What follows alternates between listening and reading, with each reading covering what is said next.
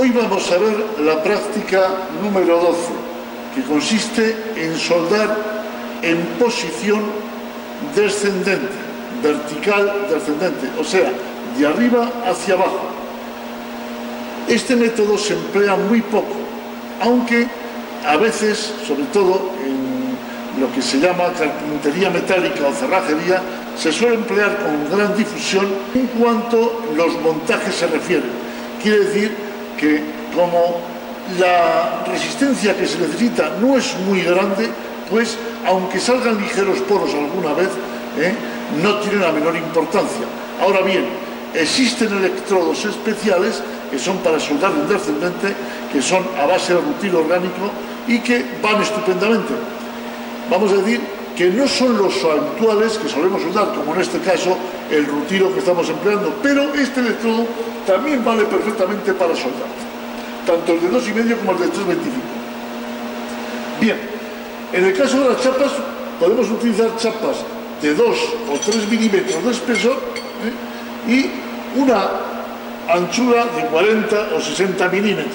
Y en los perfiles, pues un perfil de 1,5 milímetros de espesor y lo que es un lateral con otro, lo que digo que se emplea en carpintería metálica, y lo que sí es cierto que nunca o casi nunca se emplea una soldadura completa, sino que van en módulos de 50 milímetros aproximadamente.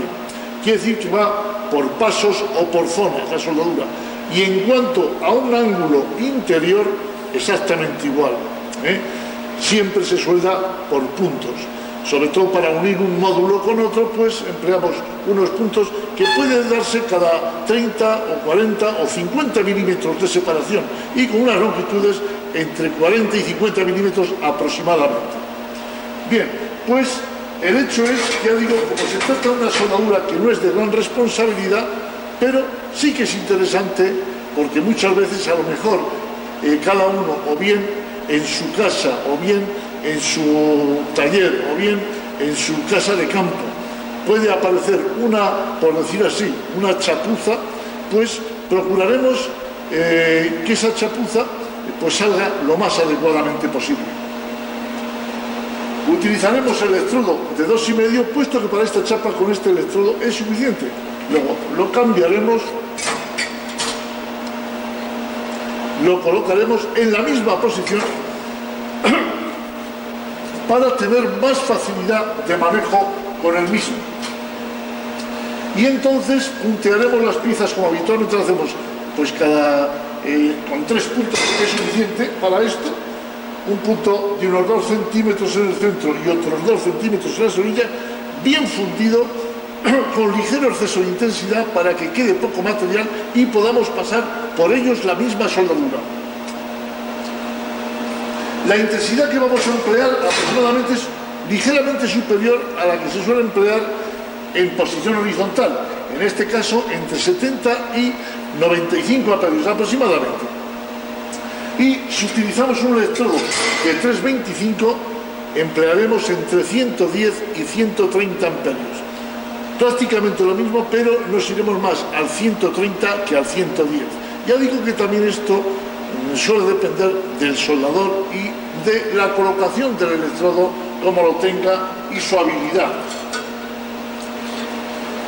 La posición, pues igual que hemos dicho antes, la posición en este caso es aproximadamente de 80 a 90 grados.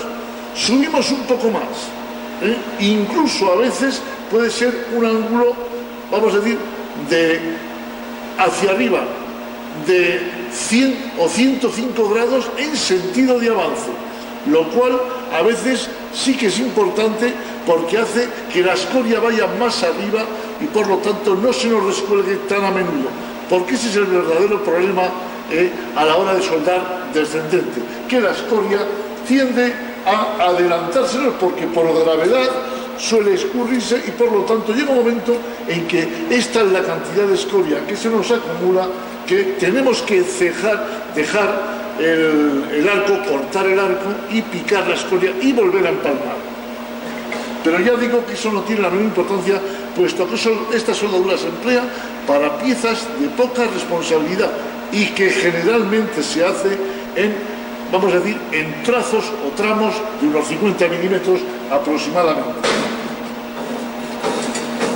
La técnica operatoria es muy simple, simplemente cebamos el arco y vamos poco a poco avanzando con un ligero balanceo, muy pequeño balanceo, para así hacer que el arco no se concentre mucho el calor en una zona y se nos descuelgue el material, aunque realmente este material más actúa por descolgamiento que por fusión. Pero bueno, lo que nos importa es que no se nos adelante la escoria demasiado y nos interrumpa el arco constantemente. Y en el ángulo interior, por ejemplo, como sería cuando colocamos dos tubos, pues exactamente igual. Dinámicas, sino a cargas estáticas y pequeñas, que les sobra normalmente, vamos a decir, resistencia a la junta soldada.